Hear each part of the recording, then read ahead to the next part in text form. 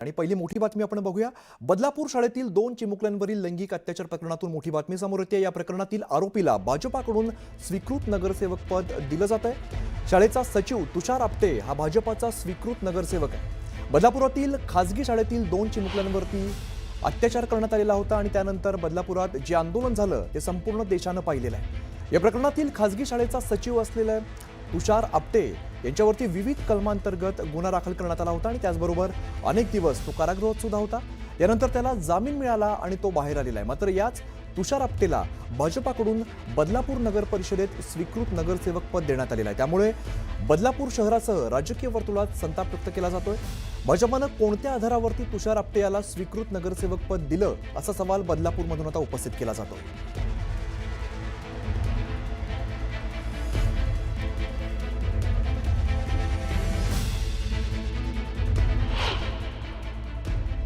देशभरामधल्या अलीकडच्या काही घटना आपण पाहिल्या असतील तर या देशातल्या अनेक भागातले अशा प्रवृत्तीचे लोक जे राष्ट्रीय स्वयंसेवक संघाशी संबंधित आहेत, बहुसंख्य लोक यातले, त्यांना आपल्या पक्षात घेऊन प्रतिष्ठा द्यायची हे भारतीय जनता पक्षाचं एक राष्ट्रीय धोरण दिसत आहे मला। ज्या शाळेच्या आवारात झाला किंवा शाळेच्या खोलीत झाला त्या शाळेच्या संचालकांची काहीच जबाबदारी नाही का?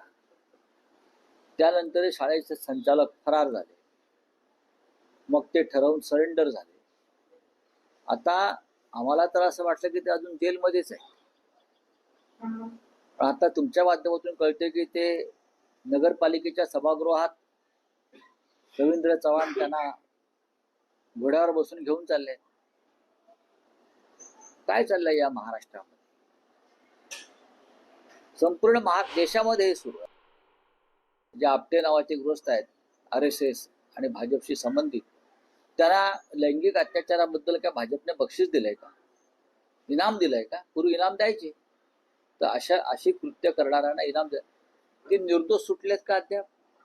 नाही। जर न्यायालयात खटला चालून त्यांचं निर्दोषत्व सिद्ध झालं असतं तर त्याच्यावरती कदाचित आम्ही नसतो बोललो, पण अजून खटला पेंडिंग आहे। खटला चालवू दिला जात नाही भाजपकडून, हे पण तुम्हाला मी सांगतो। आणि भविष्यामध्ये यांना सुद्धा मुख्यमंत्री क्लीन चिट देतील। तुम्ही महाराष्ट्राच्या संस्कृतीवरती थुंकताय।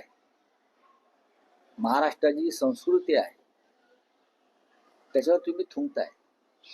काय संदेश देताय तुम्ही देशात? आणि तुम्ही महाराष्ट्राचे रक्षण करते आहात, तुम्ही महाराष्ट्राचे राज्य करते आहात, हे तुमचं काम आहे। अत्यंत घृणास्पद प्रकार भारतीय जनता पक्षाने केलेला आहे।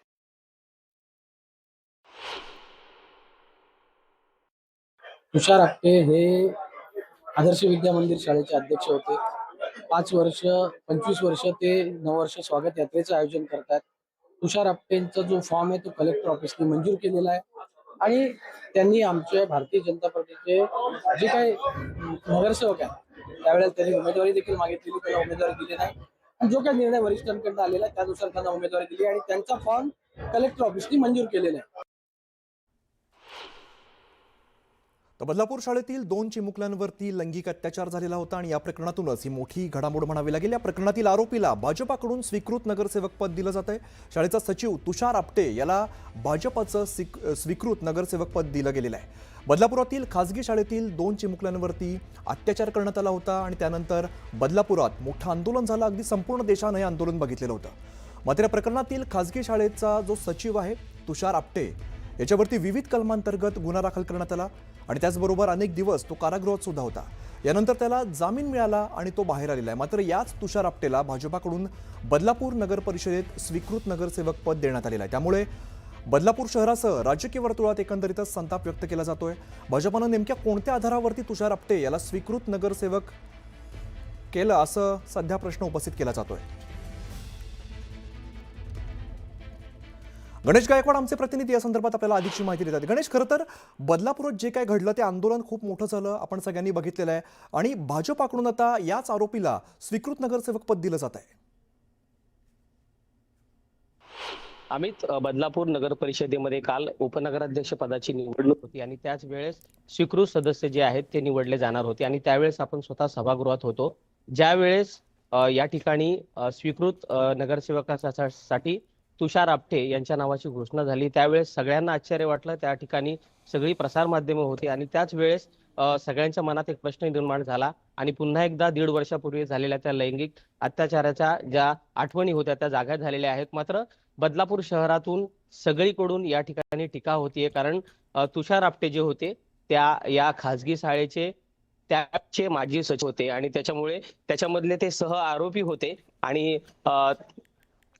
त्याच्यामध्ये ते अनेक दिवस कारागृहामध्ये होते. त्यानंतर त्यांना जामीन मिळाला होता आणि विशेष म्हणजे भाजपाच्या काही लोकांशी आपण बोलल्यानंतर, पदाधिकाऱ्यांशी बोलल्यानंतर त्यांनी सांगितलं की तुषार आपटे यांनी भाजपाकडे नगरसेवक पदासाठी निवडणूक लढवण्यासाठी तिकीट मागितलं होतं, मात्र त्यांना तिकीट दिलं गेलं नाही आणि त्यावेळेस त्यांनी प्रभाग जो होता त्या प्रभागातून जवळजवळ भाजपाचे 4 नगरसेवक निवडून आणले आणि त्याच्यामुळे त्यांना स्थानिक पातळीवरचे जे पदाधिकारी आहेत त्यांनी स्वीकृत पदासाठी आग्रह धरला आणि त्याच्यामुळे त्यांना स्वीकृत पद दिलं गेलं, अशी माहिती आपल्याला बदलापूरच्या स्थानिक पदाधिकाऱ्यांनी दिलेली आहे. मात्र सर्व स्तरातून या ठिकाणी टीका होताना दिसते. आपण पाहिलं की संजय राऊतनी देखील या प्रकरणावर टीका केलेली आहे आणि हे प्रकरण ज्यांनी समोर आणलं होतं त्या संगीता चेंदवनकर या देखील काही वेळानं प्रसार माध्यमांसमोर येऊन आपली भूमिका खरं, आणि स्पष्ट या करणार आहेत. संदर्भात अजून काय काय राजकीय प्रतिक्रिया येतात हे सुद्धा पाहणं महत्त्वाचं आहे. गणेश, धन्यवाद या सगळ्या माहितीसाठी.